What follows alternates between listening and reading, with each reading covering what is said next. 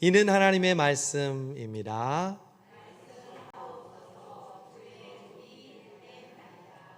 아멘. 아멘. 여러분, 날씨가 선선해졌죠. 정말 폭염과 열대야로 이 여름을 어떻게 보내나 했는데 하나님이 그냥 입김으로 바람 한번 보내주시고 비 한번 내려주시니까 아침 저녁으로 선선하게 됐어요. 물론 여름이 끝난 것은 아니지만 다시 한번 생각하게 됩니다. 여러분, 이 우주 만물을 하나님이 창조하시고 또 우리의 삶의 생사화복도 하나님께서 주관하시고 이끄시고 지키시고 인도하시는 줄로 믿습니다. 오늘 우리가 읽은 유명한 사도행전 이 8장 말씀은요, 그 7장에 어떤 일이 있었냐면 충격적인 사건이 일어나요. 오순절 다락방에 초대교회 성령의 역사가 일어납니다. 베드로가 설교하니까 3,000명이 회개하고요, 나중에 5,000명이 주의 제자가 되었다고 합니다. 도대체 폭발적인 이런 부흥은 과연 어떤 모습일까요? 궁금합니다. 그런데 찬물을 붓는다고 하죠. 7장에 찬물을 붓는 격으로 그 사도들 아래서 지혜와 성령이 충만했던 7명의 집사 가운데 한 명인 스데반이라는 집사님이 성전에서 복음을 전하다가 유대인들이 그 스데반을 성전 밖으로 끌어내고 스데반이 복음을 전하자 그 자리에서 돌로 쳐서 죽이는 충격적인 사건이 일어납니다. 재판도 하지 않고 로마의 지금 압제 아래 있을 때 결코 사형을 집행할 수가 없는 정치적인 상황에서 오직 종교적인 자신의 법률에 의거하여 하나님의 이름을 망령되이 일컫는다고 해서 돌로 쳐서 죽입니다. 이 사건은 초대 교회에 두 가지 커다란 반향을 일으키게 됩니다. 첫 번째, 핍박이 더욱더 거세집니다. 그 유대인들이 크리스찬들을 핍박하고 싶었는데 이 사건을 통해서 예수쟁이들, 너희들 이제 까불면 스데반처럼 될 줄 알아? 걸리기만 걸려봐. 이래서 사울이 대제사장의 공문을 가지고 예루살렘이 아닌 저 먼 다메섹까지 예수쟁이들을 잡으려고 간 것이 아니겠습니까? 그들은 살기등등해서 집집마다 찾아다니면서 남녀를 끌어다가 예수 믿는 자들은 옥에 가두었습니다. 그러니까 분위기가 어떻겠어요? 그전에는 3,000명, 5,000명으로 다른 사람을 보란듯이 크리스찬으로서 복음에 충만한 사람들이 이제는 살기등등한 그들에 의해서 움츠러들게 되잖아요. 그래서 두 번째 일어난 초대교회의 반향은요, 이 교인들이 다 흩어지게 됩니다. 왜냐하면 거기에 있다가는 자기가 잡혀서 옥에 갈 게 뻔하니까, 자기가 살아왔던 삶의 지금 근거지이지만 옥에 갇히거나 죽기 싫으니까 이제 다른 지역으로 이주를 한 것이죠. 여러분, 그런데 아이러니컬하게도요, 그 이주하고 흩어지는 사건이 예수님의 사도행전 1장 8절 말씀을 이루게 됩니다. 예수님이 그때 뭐라고 얘기하시냐면, 우리가 잘 아는 말씀, 오직 성령이 너희에게 임하시면 너희가 권능을 받고 어디와?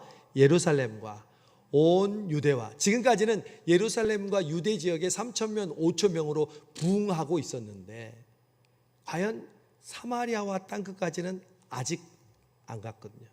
근데 언제 갔냐? 바로 스데반 집사님의 순교와 핍박이 강해지니까 드디어 유대와 예루살렘에만 머물렀던, 즉 유대인들에게만 사용되었던 복음이 사마리아와 이방인들에게 전하는 계기가 되었다는 것이죠. 그래서 8장 처음에 보면 어떤 사건이 나오냐면 이 빌립 집사라는 분이 사마리아에 가서 복음을 전하는 이야기가 등장합니다. 오늘 이 마술장이 시몬의 이야기가 바로 사마리아에서 일어난 사건입니다. 그러고 보면 여러분 참 아이러니컬하죠. 스데반이 죽었던 그 사건이 엄청난 핍박이고 공포고 두려움이었는데 그것으로 인하여 오히려 주님이 약속하셨던, 하나님이 꿈꾸셨던 예루살렘과 온 유대와 땅끝까지 복음을 전하게 되었다는 것이죠. 여기서 우리는 중요한 원리를 발견합니다. 제가 여러분에게 질문하니까 성가대가 먼저 답하세요. 대표로. 다른 성도들도 답할 수 있지만. 자, 제가 맞으면 맞습니다, 틀리면 틀립니다 하세요. 준비됐습니까? 예수 믿으면 복 받습니다. 맞습니까? 네, 다 맞다고 그랬습니다. 틀린 사람 있으면 손 드세요. 없겠죠. 여러분, 세상 사람들이 우리를 기복주의라고 비난하여도, 혹 그런 기복주의의 현상이 우리 속에 들어와서 우리를 부패하게 한다 할지라도 하나님은 예수 믿는 자에게 복 주시고 지금도 복 주시기를 원하시는 분인 줄로 믿습니다. 그것은 진리고 바뀌지 않아요. 또 하나 질문합니다. 성가대, 예수 믿으면 고난 혹은 핍박을 받습니다. 맞습니까? 틀립니까? 맞다고 그랬어요. 그리고 그것은 진리예요. 그럼 믿지 않는 사람들이 이렇게 질문할 거예요. 아니, 그게 무슨 뚱딴지 같은 모순과 같은 말입니까? 예수 믿으면 복 받는다며요. 그런데 예수 믿으면 고난 받는다고요? 그게 무슨 맞지도 않는 말입니까? 정말 맞지도 않는 말일까요? 디모데후서 3장 12절에 보면 분명하게 이렇게 기록합니다. 무릇 그리스도 예수 안에서 경건하게 살고자 하는 자는 핍박을 받으리라. 그 당시에 목사님 상황 아닙니까? 아니요. 여러분, 예수님을 더 열심히, 더 진실하게, 더 깊이 알아가면요, 고난이 옵니다. 시련이 옵니다. 그래서 많은 초신자들이 예수 믿고 좋아서 나갔는데 어려움이 오니까 포기하기도 합니다. 혹은 열심히 예수님을 믿은 사람들이 봉사하다가 어려움이 오고 시험이 오면 포기합니다. 여러분, 그것은 겉모양만 보고 판단하는 거죠. 예수 믿으면 우리가 복을 받음과 동시에 고난을 받습니다. 그럼 우리는 혼란스럽죠. 왜 예수 믿으면 복 받는다면서 예수 믿으면 핍박과 고난을 받습니까? 제가 공식을 가지고 설명하겠습니다. 누가 기독교를 비상식적이고 비논리적이라고 합니까? 여러분, 기독교가 비상식적인 종교입니까? 복음이 비논리적인 종교입니까? 물론 기독교와 복음의 신앙은요, 상식적으로 논리적으로 설명할 수 있는 것이 아닙니다. 그러나 그것이 비논리 비상식이 아니라 우리는 이렇게 얘기하죠. 상식을 뛰어넘습니다. 논리를 뛰어넘습니다. 과학으로 어떻게 증명합니까? 그렇다고 기독교는 비과학적입니까? 천만의 말씀이에요. 과학을 뛰어넘습니다. 자, 수학 공식에 이런 공식이 있습니다. A는 B, B는 C. 그러므로 B는 C. 여러분 다 아시죠? 그러면 예수 믿으면 복 받는다. A는 B. 예수 믿으면 고난 받는다. A는 C. 결론은 뭐예요? 복 받는 것은 고난 받는 것이다. 보세요. 우리가 이것이 모순이 아니라, 여러분, 우리에게 예수 믿는 우리에게 오는, 예수 믿음으로써 신앙의 길을 걷는 우리에게 오는 고난은 오히려 우리에게 복이 된다는 사실입니다. 세상 사람들은요, 이 말을 이해하지 못합니다. 고난이 복이라는 이 수준의 믿음을 갖지 못합니다. 사실 고난이 복이라는 사실을 이해하지 못하는 수준의 믿음은 미신의 수준입니다. 소위 말하는 기복신앙의 수준입니다. 기독교를 비판하는 사람들이 말하는 말 그대로 기복신앙을 가진 사람들은 고난이 복이라는 말을 죽었다 깨어나도 이해할 수 없습니다. 그러나 성경은 그런 수준의 믿음을 믿음이라고 하지 않습니다. 하나님은 그런 우리의 수준의 믿음을 낮은 수준으로 우리를 이끄시는 것이 아닙니다. 어느 수준까지? 고난이 우리에게 복임을 깨닫게 하는 수준까지. 그래서 바울이 자기가 간절히 기도했는데 자기 질병이 고쳐지지 않았을 때 하나님이 뭐라고 말씀하셨어요? 내가 약할 때 곧 강하게 됨이라. 내 은혜가 내게 족하도다. 여러분 성경의 인물을 보세요. 하나님의 사람이 고난받지 않고 하나님의 뜻을 이룬 사람이 있었어요. 아브라함이 갈대아 우르에서 부름을 받았어요. 하늘의 별과 같이 바다의 모래같이 축복해 주신다고 그랬어요. 그런데 갔는데 웬걸? 가뭄이 오네. 애굽으로 도망갈 정도로. 거기서 또 거짓말하다가 2번이나 죽을 뻔하네. 아니요. 심지어 100살 때는 이제 아들을 주셨는데 그 아들을 이삭을 하나님께 바치라는 고난까지 받았습니다. 아브라함이 복받은 사람 맞잖아요. 그런데 왜 그런 고난을 받았어요? 요셉은요, 하늘의 해와 별들이 자기에게 절하고 11별과 해와 별들이 또 볕 곡식단이 자기에게 절하는 정말 좋은 꿈을 주셨는데 그 결과 형들에게 미움을 받아서 애굽의 종으로 팔리고 거기서 또 신실하게 일하다가 누명을 씌워서 옥에 갇히되고, 그게 바로 꿈을 이루는 과정입니까? 예. 그래서 애굽의 총리가 되잖아요. 모세는 여러분 어떻습니까? 모세는 왕자였지만 자기가 유대인인 것을 엄마로부터 교육받았어요. 그래서 왕자가 되고 인기가 좋았는데도 자기 동족 유대인들이 이 애굽 사람에게 핍박당하는 걸 보고 거기서 애굽 사람을 쳐 죽이고 그 동족을 살려주세요. 애국심이 얼마나 강해요. 근데 그 사람으로부터 배신을 당해서 이제 쫓겨서 광야에, 미디안 광야에 양치기가 되었습니다. 몇 년 동안 있었어요? 40년 동안. 그게 복입니까? 그게 하나님의 백성을 도와준 하나님의 응답입니까? 네.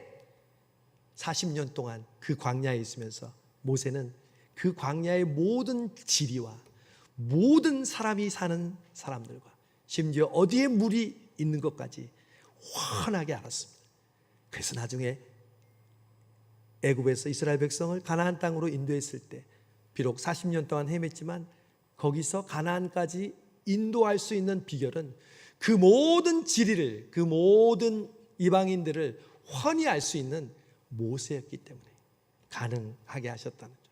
그러니 그 40년 동안의 이 처가살이가 얼마나 그에게는 사명을 이루는 큰 축복이었습니까? 제가 시카고에서 부목사로 섬기고 있을 때 한 집사님이 한국에서 오신 분이었는데, 뭐 미국으로 오래전에 이민 오신 분들도 있지만 가끔 그런 분들도 있잖아요. 한국에서 사업에 어려움을 당하고 이제 미국으로 이렇게 건너가신다. 이분이 바로 그런 분이었어요. 이분은 한국에 있을 때 중소기업에 잘 나가는 사장님이셨어요. 딸이 셋 있는데 3명을 다 음악을 시켰어요. 첫째는 피아노, 둘째는 바이올린, 셋째는 첼로. 와우. 여러분 지금도 그렇지만 음악, 예능을 시키는 거는 돈이 많이 들어요? 적게 들어요? 아주 많이 들어요. 뭐 레슨이며 그 비용들이 대단한데 한 명도 많이 드는데 3명을 시켰으니 얼마나 경제적으로 그런 능력이 있었겠어요. 근데 더 우리가 친근감을 느꼈던 것은 둘째 바이올린 전공하는 그 친구가 이야기를 하다 보니 제 아내와 예원학교, 중학교 동창이더라고요. 그래서 더 친하게 됐어요. 근데 이분은 이제 자기 옛날 과거 얘기를 이제 하시는데 휴가철만 되면 친구하고 외국으로 골프 치러 다니고 동남아와 미국 그리고 알래스카에서 낚시할 정도로 아주 삶을 여유롭게 즐기셨다고 합니다. 집사님은 이렇게 여유로운 생활하고 우리 사모님 권사님인데 그분은 전공이 발레예요. 발레리나예요. 그래서 결혼을 했는데 이제 취미가 승마셨대요. 여러분 승마 우리 제주도에 가서 한번 타봤잖아요. 근데 그분은 뭐 주중에 늘 가고 싶을 때 갔던 그런 분이었나 봐요. 좀 날씨가 더운 것 같은데 뒤에 에어컨을 좀 낮게 해주시기를 바랍니다. 25도로 되어 있는데 24도로 맞춰 주세요. 못 들으셨나 보네. 김기봉 장로님. 오케이. 우리 에어컨이요 너무 좋아서요. 지난 뜨거운 여름 동안 부채질을 하는 사람이나 춥다고 하는 사람이나 이런 분이 없었어요. 왜 그런지 아세요? 굉장히 성능이 좋은 에어컨이고 24도로 맞추면요 쾌적해요. 근데 오늘같이 애매한 날씨에 갑자기 온도를 이제 높인다. 그럼 더운 거예요 오히려. 그래서 제가 오늘 교육자들하고 얘기를 했어요. 24도에 맞출 수 있도록 해라. 저는 감사해요. 우리 임직자들이 여러분이 함께 해주신 이 귀한 에어컨으로 올 이 뜨거운 여름을 정말 예배 드릴 때 은혜 가운데 우리 시원하고 쾌적하게 드린 것 감사해요. 근데 이 집사님이 뭐가 터졌냐면 IMF가 터졌어. 그럼 그 다음에 무슨 얘기가 나오는지 알죠? 회사가 부도가 났어. 망했어. 그리고 이제 미국으로 도피하다시피 이제 왔어요. 딸도 미국에 있어서 이제 왔는데 그분이 이제 오다가 직업을 특별히 가지고 없어서 제가 섬기는 교회의 관리 집사로 섬기게 되었습니다. 그래서요 이분이 새벽마다 교회 버스를 운행하셔요. 4시에 일어나셔서 교회 버스를 운행하시고 그리고 교회를 청소하고 관리하는 일을 하셨습니다. 사장님이 하루아침에 이제 관리 집사님으로 일하게 된다. 관리 집사님이 뭐 안 좋다는 얘기가 아니라 자기의 바운더리가 완전히 이제 달라졌어요. 근데 감사한 거는 믿음의 맛을 그동안은 수박 겉핥기로 신앙생활 하다가 예배도 열심히 드리고 목사님 말씀도 열심히 드리고 또 새벽 기도도 열심히 드리면서 여러분 이분이 복을 받은 겁니까? 복을 못 받은 겁니까? 다시 한번 묻습니다. 이분이 망해서 지금 미국으로 왔어요. 옛날에 잘 나가던 그런 사장님이 지금 미국 와서 새벽 기도 드리고 봉고 운전하고 또한 교회 청소하고 있는데 복 받은 겁니까? 한 번은 제가 이분하고 대화를 하다가 이분으로부터 명언을 들었어요. 저는 이 말을 평생 잊지 못해요. 이분이 저에게 그러는 거예요. 목사님, 제가 그때 망하지 않았으면 완전히 망할 뻔했습니다. 제가 그때 망하지 않았으면 완전히 망할 뻔했습니다. 그분이 나중에는 사위가 갑자기 의사인데 미국의 의사인데 죽게 됐어요. 갑자기 젊은 나이에 40대. 그래서 그 보상금이 나오고 그랬는데 그거의 많은 부분을 하나님께 드리시더라고요. 여러분 그분이 정말 그때 망하지 않았더라면 나는 완전 망했다는 말의 의미가 뭔지를 우리는 알고 있습니다. 저와 여러분은 인생을 살면서 고난을 겪습니다. 어려움을 겪습니다. 차마 남들에게 하지 못하는 고난과 어려움이 있습니다. 여러분 그 이유가 무엇일까요? 그것은 하나님의 뜻을 이루기 위함인 줄로 믿습니다. 그래서 여러분 예수 믿으면 복 받는다는 것은 다른 말로 동의어는 예수 믿으면 하나님의 뜻이 이루어집니다. 하늘에서 이룬 것 같이 땅에서도 이루어집니다. 여러분 인간은 본래 악해요. 가만히 있으면 절대 중간을 유지하지 못해요. 제가 그랬죠. 신앙생활은 자전거를 타고 오르막을 오르는 거예요. 가만히 있으면 여러분은 어떻게 돼요? 오르막 오를 때 쭉 내려가는 거예요. 그래서 열심히 페달을 밟고 현재를 유지하려고 해도 페달을 밟지 않으면 우리는 절대로 올라갈 수가 없고 내려갈 수밖에 없어요. 그런데 고난이 오면요, 우리는 페달을 저어요. 고난이 오면요, 하나님을 바라봐요. 하나님께 부르짖어요. 우리에게 수많은 여기 있는 여러분들이 증인이에요. 고난이 올 때 얼마나 하나님께 부르짖고, 목사님 기도해 주세요. 새벽에 나오고 예배를 드리면서 눈물 흘리고 두 손을 들고 찬양하고, 그게 우리 인간이에요. 하나님이 그래서 우리에게 고난을 통해서 하나님의 뜻을 이루시는 거죠. 어떤 초등학교 5학년짜리가 이렇게 말했대요. 천국 가려면 어떻게 해야 되지? 예수님 믿어야죠. 그러면 지옥 가려면 어떻게 해야 되지? 그러면 일반적으로 뭐라고 그래야 돼요? 예수님 안 믿으면 지옥 가죠. 그런데 가만히 놔두면 돼요. 그랬대요. 아, 정말 지혜로운 대답이에요. 여러분, 지금은 가만히 있습니까? 아니면 열심히 페달을 옮기고 있습니까? 그냥 예수 믿고 구원받았으니까 유별나게 믿지 말고 가만히 있으면 된다고요? 아니요. 여러분, 지금 내려가고 있는 거예요. 어떤 분은 그래요. 목사님, 저는 가만히 있는데도요, 내려가는 것 같지가 않아요. 그건 다 내려가서 그럽니다. 하나님은 내려가면 우리의 마음이 불안하게 하세요. 아, 나 이러면 안 되는데 기도하라고 하시는구나. 아, 더 예배 열심히 드리라고 하시는구나. 찬양 더 열심히 하라고 그러시는구나.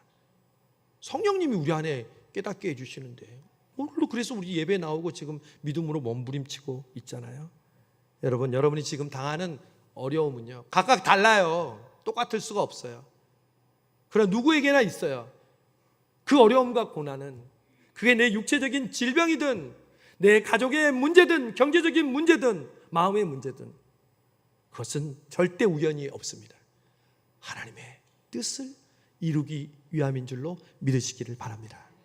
그럴 때 비로소 고난이 나에게 복이라고 진실하게 고백할 수 있게 되는 거죠. 큰 물결 일어나 나 쉬지 못하나 이 풍랑 2년 하여서, 그 다음에 뭔지 알아요? 더 빨리 갑니다. 여러분, 고난이 오고 시련이 오고 여러분 마음대로 지금 기도하는 게 응답되지 않았을 때 남들보다 뒤처지는 것 같죠? 나만 왜 이렇게 사는가 같죠? 아니요, 남들보다 더 빨리 주님께로 나아간 줄로 믿습니다. 그 은혜를 우리가 깨달아야 한다는 거죠. 하나님은 초대교회를 너무 사랑하셨어요. 초대교회에 올인하셨어요. 우리 주님은 초대교회가 무너지면 여러분 어떻게 되는 줄 아세요? 지금도 그래서는 안 되지만 교회가 폐교되는 교회고 1년에 한두 번 있어요. 우리 노예에도. 참 안타까워요. 근데 만약 초대교회가 폐교가 된다면요, 우리의 역사는 끝이에요. 왜냐하면 예루살렘과 유대와 사마리아와 땅끝까지 이르러 복음이 증거되어야 되는데 초대교회가 만약에 쓰러진다, 그럼 그 뒤에 소망이 없잖아요. 어떻게 땅끝까지 복음이 증거돼요? 초대교회를 통해서 오늘 성수동 교회가 여기까지 왔는데요. 그러니까 하나님이 초대교회에 보통 힘을 쓰시겠어요? 근데 초대교회가 3,000명, 5,000명으로 부흥하는 거예요. 우와, 신난다. 아니요. 하나님의 뜻은 예루살렘과 유대가 아니에요. 사마리아와 땅끝까지 이뤄야 되니까 하나님이 그때 스데반 집사의 순교를 통하여 교회를 흩으시는 거예요. 여러분, 고난으로 인해서 내가 원하는 거 이루어지지 않았다고 여러분 좌절하거나 불평하지 마세요. 하나님의 계획은요, 하나님의 뜻은 한치 오차도 없어요. 하나님은 우연이 없으신 분이에요. 우리를 그 고난을 통해서 더 하나님께로 인도하시고 하나님의 뜻을 이루게 하시는 줄 믿습니다. 여러분, 하늘나라에 가면 하나님이 뭐라고 물으시겠어요? 네 뜻 이루며 잘 살다 왔니? 아니요, 여러분. 내 뜻을 이루고 여기까지 왔구나. 그러려면 내 마음대로 내 생각대로 되는 게 하나님의 그런 응답을 받겠어요? 비록 내 생각대로 내 뜻대로 되지 않고 아프고 억울하고 괴롭고 힘들고 포기하고 싶고 좌절하고 싶지만, 그래, 너는 내 뜻대로 살다 왔구나. 여기 나의 생명의 면류관을 너에게 주노라. 저와 여러분이 그런 응답을 듣기를 원합니다. 시대반의 순교를 통해서 그래서 초대교회는 복 받았어요. 왜냐하면 8장에 보면 7집사 중에 한 명인, 이제 6집사 중에 한 명이죠. 스데반 집사님 죽었으니까 빌립 집사님이 흩어져서 집사라도 가야 되니까 가다가 어디를 간지 아세요? 사마리아를 갔어요. 여러분, 사마리아는 어떻게 설명해야 될까요? 정말 유대인들이 상종하지 못할 가장 싫어하는 종족이, 이방인보다 더 싫어해요. 사마리아예요. 왜? 피를 섞었기 때문에 인간으로 상대하지 않아요. 그러니까 그 사람들에게 복음을 전한다는 건 이방인들도 꿈꾸지 못했지만 사마리아는 더 생각지 못하는 존재예요. 근데 그곳에 빌립이 성령의 감동으로 간 거예요. 가가지고 복음을 전하는데 기적이 일어나는 거예요. 병든 자가 고쳐지고요, 예수 그리스도의 복음을 전하니까 세례를 받고 믿는 자들이 많아졌다고 했어요. 할렐루야. 여러분, 이방인의 사도는 누구라고 알고 있어요? 우리는 사도행전을 통해서 사도 바울이라고 알고 있잖아요. 아니에요. 이방인의 최초의 사도는 사도 바울이 아니라 빌립 집사님이에요. 빌립 집사님이 이방인보다 더 힘든 이방인, 이 사마리아에 복음을 전했대요. 근데 빌립도 아니야. 빌립보다 더 먼저 사마리아에게 복음을 전한 분이 있는데, 우물가의 여인처럼 난 구했네. 사마리아 여인에게 제일 먼저 복음을 전한 분은 누굽니까? 예수 그리스도. 예수님이 시초예요. 빌립이 그 다음이에요. 그래서 이방인 선교의 문을 열기 위해서 하나님이 사마리아로 빌립을 보내서 기적을 베푸는데, 그 가운데 오늘 또 하나의 주인공이 나와요. 바로 시몬이에요. 저는 이 두 인물을 떠올리면서 두 가지 단어를 떠올렸어요. 하나는 선구자, 하나는 위선자. 지난 토요일이 8.15 광복절이었잖아요. 우리는 이미 자유를 누리고 있고 일제의 핍박 가운데 있지 않아서 점점점 희미해져 가지만, 그 당시에 우리 민족의 1945년은 얼마나 기쁘고 얼마나 감격에 차 있겠습니까? 3.1절 때 수많은 크리스찬들이 대한독립 만세를 외치다가 목숨을 잃고 옥에 가셨는데, 하나님께서 1945년도에 그 믿음의 신자들을 중심으로, 교인들을 중심으로 독립운동을 해서 광복을 얻었으니까요. 여러분, 그때 독립운동을 했던 사람들을 일컬어 선구자라고 했어요. 일송정 푸른 솔은 늙어 갔어도 한 줄기 해란강은 천년 두고 흐른다. 지금 콘서트가 아니니까 끝까지는 못 불러요. 그래서 선구자라고 이야기하면서 그 선구자의 독립운동을 통해서 많은 사람들이 독립운동에 참여하고 불가능하다고 여겼던 그 나라가 독립을 하게 됐잖아요. 여러분, 하나님께서는 우리에게 그 선구자의 영성을 주시는 줄로 믿습니다. 저는 우리 성수동교회가 그 선구자의 영성을 주셔서 오늘 여기까지 이르게 됨을 믿습니다. 그 코로나 때 선교 바자회를 하고 방글라데시로, 이스라엘로, 태국으로, 베트남으로, 올해 2월에는 우리 장로님과 함께, 중고등부와 함께 도미니카와 미국으로. 안 된다고 하거든요. 힘들다고 하거든요. 멀어서 못 간다고 하거든요. 아니요. 선구자의 영성을 가지고 있으면요, 하는 거예요. 저는 어저께와 지난주, 특별히 지난주 청년들하고 전도하면서 은혜 받았어요. 제가 항상 사진을 찍어요. 이따 광고 때 또 나오지만 나중에 그 기록들을 다 한꺼번에 제가 모아보려고 해요. 왜냐하면 그게 하나하나 씨앗이니까.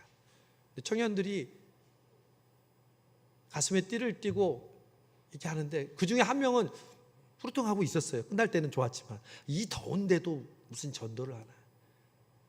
내가 너무 심한 목사인가? 이럴 땐 좀 쉬어야 되지 않나? 한편 그런 생각이 들다가도 그 띠를 두르면서 전도하는 청년들을 보면서요, 야, 지금 이 시대에 이 날씨에 어른들은 있다고 치더라도 청년 중에 저렇게 전도하는 청년이 있을까? 뭐 우리 교회를 자랑하려고 그러는데 없을 것 같아요. 특히 이 34도를 넘는 이 날씨에 설교를 준비하면서 생각이 들었어요. 이게 선구자구나. 여러분, 최근에 청년공동체를 한 명 등록한 자매가 있어요. 직장생활 하면서 프로그램 개발 팀장이에요.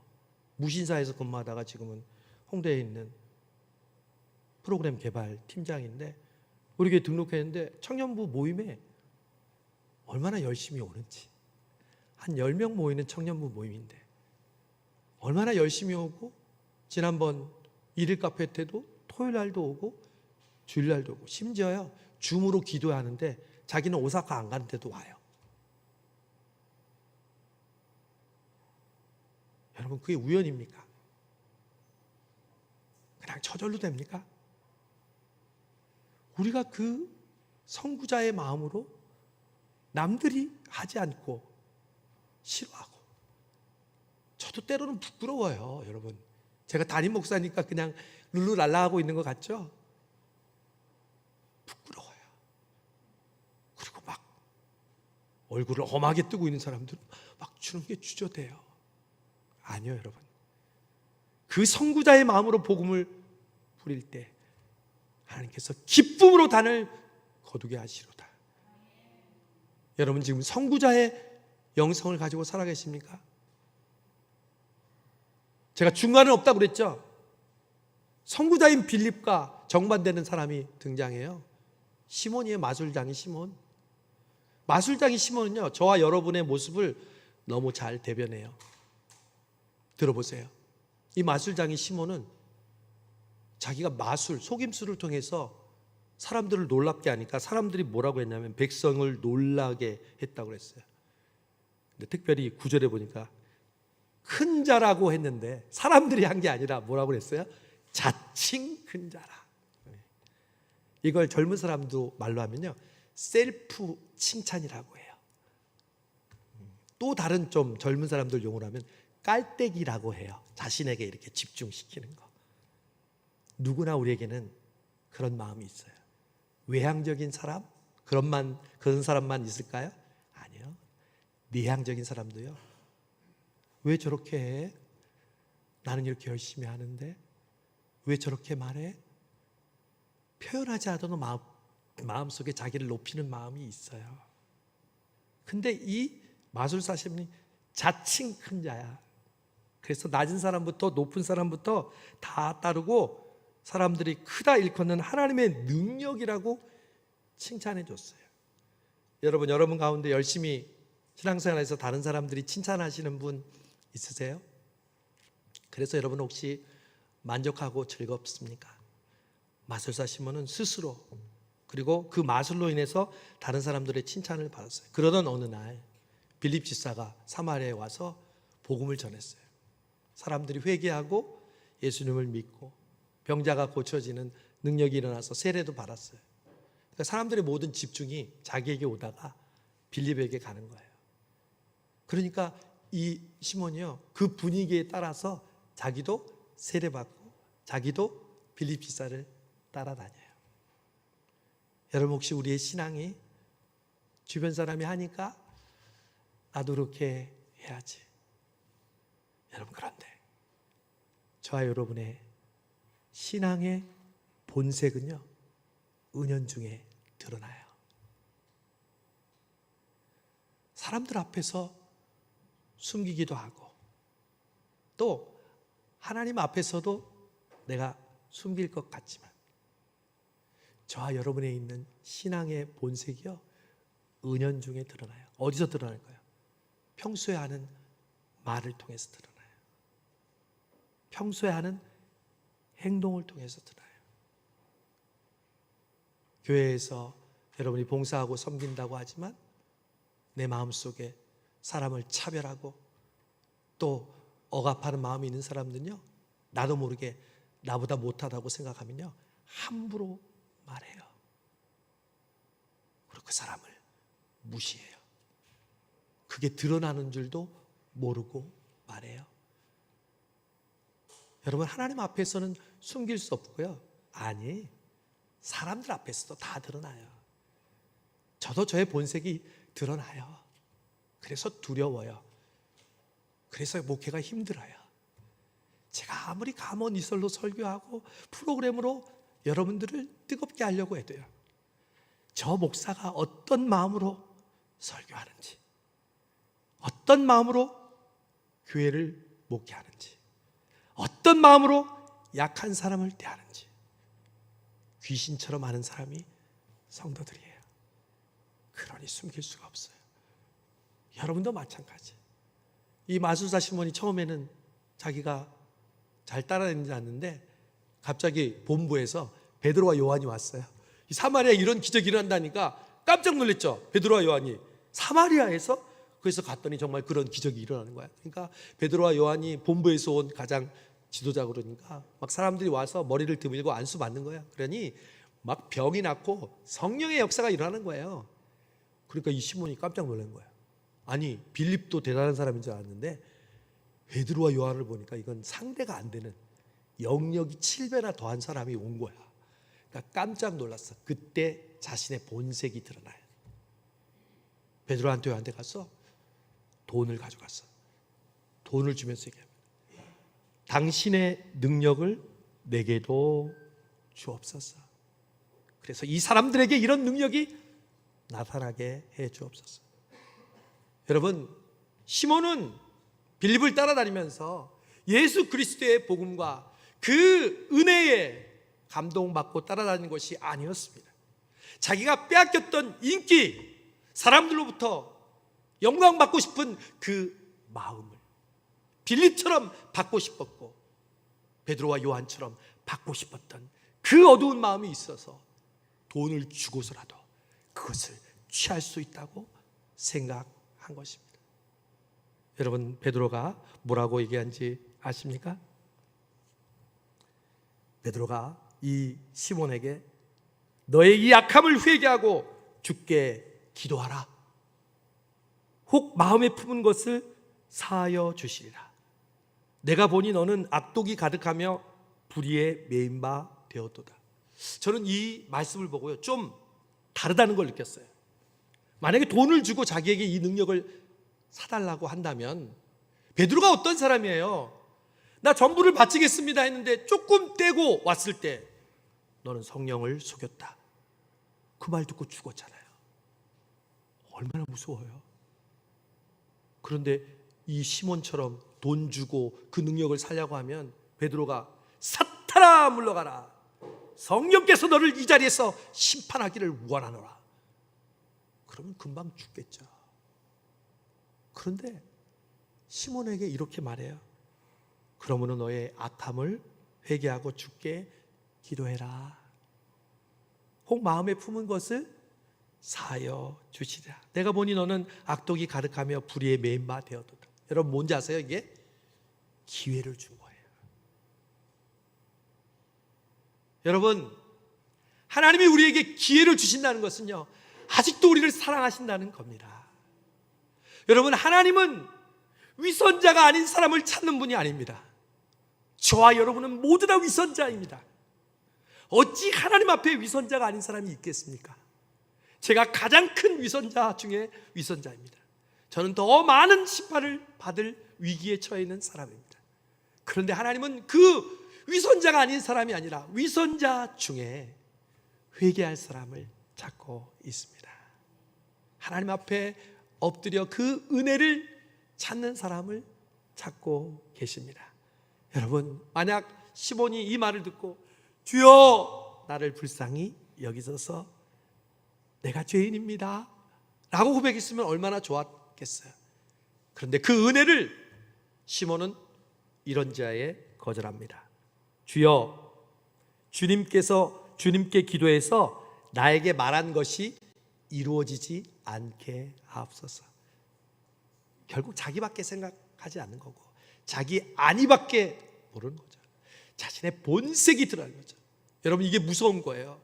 은혜를 주실 때 그 은혜에 엎드려야 되는데 그 은혜를 주시는데도 그 은혜 앞에 엎드리지 못하는 것, 이게 바로 가장 무서운 것입니다. 여러분, 지난 여름 수련회 때 우리는 큰 은혜를 받으셨습니다. 우리 새로 등록한 우리 집사님들도 은혜 받으셨다고 저한테 나가면서 얘기해 주셔서 너무 감사했어요. 여러분, 하나님은 위선자와 같은 삶을 사는 우리에게 은혜의 기회를 주십니다. 우리의 인생은요, 그 은혜의 기회를 주실 때 납작 엎드려 그 은혜 앞에 나아가는 것밖에 없습니다. 이 여름이 그래서 필요해요. 제가 지난주에 초등부 전수아님으로부터 문자를 받았어요. 네, 우리 교회 지금 초등부 하고 계신 이재숙 권사님의 손주가 찬열이인데 초등부예요. 이번 주 수요일 날 영상으로 예배 드리는데 찬열이가 같이 예배를 드렸대요. 예배 드리고 찬열이가 그러는 거예요. 나 수련회 내년에 또 가고 싶어요. 왜 그래? 그 아이의 표현 그대로입니다. 예수님의 마음을 알 것 같아요. 그랬어요. 그리고 교회 가는 게 기다려져요. 여러분, 변하지 않는 사람은 없습니다. 아이, 저 사람 변할까? 아우, 저 사람 정말 안 변해. 우리 아이들도 그렇잖아요. 그냥 유치부 때 천방지 아이들이 점점점 자라서 듬직한 청소년이 되고 청년이 되잖아요. 저는 내년이 기다려져요. 그 초등학교 6학년 때 제가 왔는데 지금 내년이 되면 지금 고3들이 청년부가 되거든요. 그 고3 중에 한 명이 어제 찬양 연습을 하더라고요. 우리 서희라는 학생이. 제가 기도해 줬어요. 너의 고3 이후의 진로를 하나님께서 함께 주실 거야. 여러분, 공짜는 없어요. 여러분이 은혜의 기회를 주셨을 때 그것을 거부하지 말고 받아들이세요. 이게 은혜의 기회라는 건 성령님이 여러분을 통해서 알게 해주세요. 다가오는 이제 가을 9월이 되면 새벽기도, 전교인 새벽기도 해요. 이번 새벽기도는 그냥 새벽기도가 아니에요. 여러분의 간절한 기도와 여러분을 향한 하나님의 마음이 선구자의 마음으로, 빌립 집사님의 마음으로 하나님 앞에 회개하고 하나님께 엎드리며 하나님께 영광 돌리는 여러분, 이 가을이 되시기를 바랍니다. 오늘 이 선구자와 이 선자의 이 두 모습을 통해서 우리의 모습을 발견하고 하나님이 기뻐하시는 이 여름을 갈무리하고 이 가을을 맞으시는 저와 여러분 되시기를 주님의 이름으로 축복합니다. 하나님 감사합니다. 우리 성수성교회를 사랑하시고 오늘 여기까지 인도해 주셔서 큰 은혜를 베풀어 주셨사오니 주여, 우리를 통해서 역사하여 주시고 우리로 선구자의 길을, 예수님의 길을 따라가는 우리 모든 성도들 되게 하여 주옵소서. 예수님의 이름으로 기도하옵나이다. 아멘.